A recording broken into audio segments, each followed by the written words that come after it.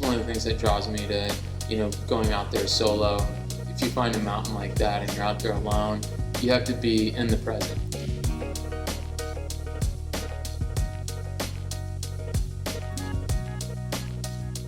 Hi, this is Petra Hilleberg. I am sitting here at High Five Brewing Company in Redmond, Washington, and I'm here with mountaineering superstar Alexander Barber.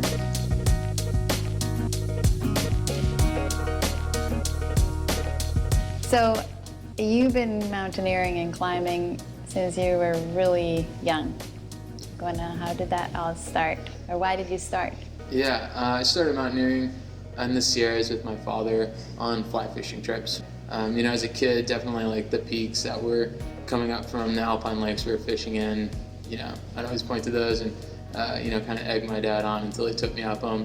A little while after that, I saw like a special on 8,000 meter climbing, and my parents for Christmas bought me like all the gear I needed, crampons, ice axe, all this stuff like that, and just dropped me off at Mount Whitney in like the middle of winter. When you were how old? I was probably like 15, 16, nice. Something like that. And I didn't really know anything about mountaineering and didn't check the weather forecast, got stuck in a storm on Mount Whitney.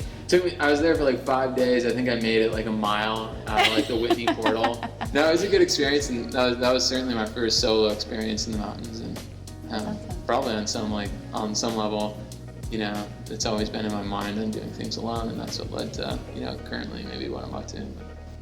Because now you're doing most of your trips you do solo, unsupported. Yeah. The last few years you've done a whole bunch of big mountains. Yeah, I've been kind of on a routine. I got in the summers, and in the spring and the fall I've been doing expeditions out to the Himalaya, and they've all been solo, without bottled oxygen, with as minimal support as possible. Cook at base camp, that kind of thing. Are you ever scared when you're out?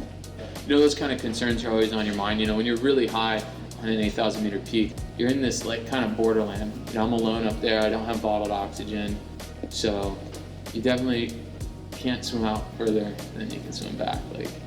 Yeah. So you just came back from Annapurna. Yeah, just got back from Annapurna. Was a really great experience. But you did not summit this time. You made a smart choice of turning back from Camp 4, right? Yeah, you start really low. It's a 26,000 foot mountain. Prior to that push, I'd only spent 2 nights at Camp 2, which is 18,000 feet. Went up, got to Camp 3, which is the most technical section. There's a lot of alpine ice and it's quite steep. The objective hazard's really high. Avalanches come down quite frequently through there. I did go up to Camp 4, knowing that I could make a second attempt, but that night, there was a blowing wind, maybe 15, 18 miles per hour consistently, blowing around a lot of wet snow. So I made the call to stay put and descend the next day because that weather window kept shrinking. And so it seemed like it was a sucker window. And the other team went for it. I made the decision to turn around and come back down, hoping that I'd be able to make a second attempt. But that's when the earthquake hit. And second attempt just wasn't in the cards. Yeah. Ravi, the earthquake struck at about midday local time. Not that there's ever a good time for an earthquake to strike. After the earthquake a few days ago, seems like Nepal's in a pretty big state of need, and all the teams here at base camp all 4 of them have decided to postpone the climb. And after this Annapurna trip, you stayed on a little bit after the earthquake in Nepal. How was that? We were some of the first people out there to start helping, of course, a week after the earthquake. Getting into remote areas in the Gorkha area, which was the epicenter of the first earthquake. And, using our skills as climbers to get into really rugged areas that have been, the landslides have taken any sign of a trail out.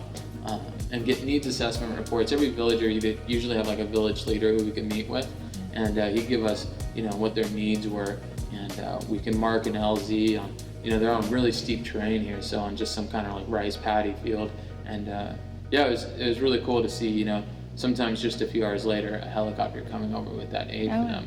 It actually worked in some areas. Yeah, it definitely did. so many people arrived over the weeks. Like the whole world responded to Nepal, and that was really cool to see. And that's going to be needed for a while too, huh? Yeah, it's certainly going to be needed for quite some time. So of course I have to ask you about tents. So what were you using on this expedition? Yeah, I had my expedition kit with me. It's the Notch GT. It has that extended vestibule, which I really like for base camp. So I was able to get all my gear inside that vestibule. And then, as you're packing, you have a weather window the next day, but maybe that day's not so good and it's raining at base camp or it's snowing at base camp. And you can get all situated and ready to go in there, keeping all your stuff dry, which is key. And then, really enjoyed that feature. Then I use the Solo on the rest of the mountain. And that's a great tent because it's really reasonably light for the amount of strength that you're gaining, which is key on big mountains, but really on any mountain. In any wind that I've experienced, like the 3-pole design on the Solo is like so strong, and you don't have any huge panels on anything. So it's not like when you're in like a lot of other tents where like the side of the tent's like hitting you in the face and you can't sleep. Like the 3-pole design pretty much keeps you really comfortable even in high winds. So it's nice as a solo climber to have that vestibule to cook in, to get out of the weather and operate, and then to have something that's just really strong and light.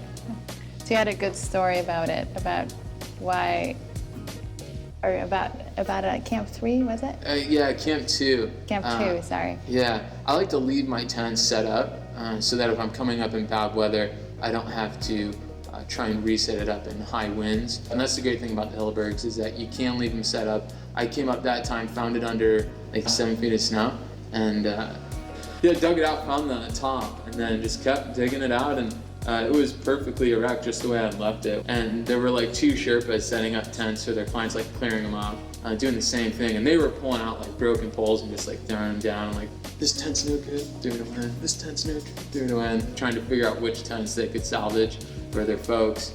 And they were laughing at my tent, because mine was especially bad because it was like on the leeward side below the tents above, so all the snow was coming down on it.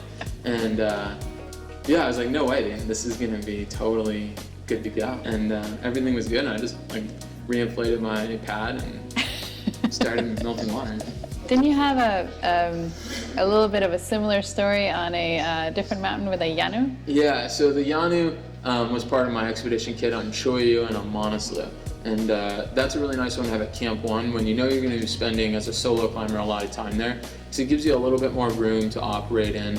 I came to it on Manaslu at Camp 1, High Camp 1. And it was totally flat. And I was like, oh, that's probably not good.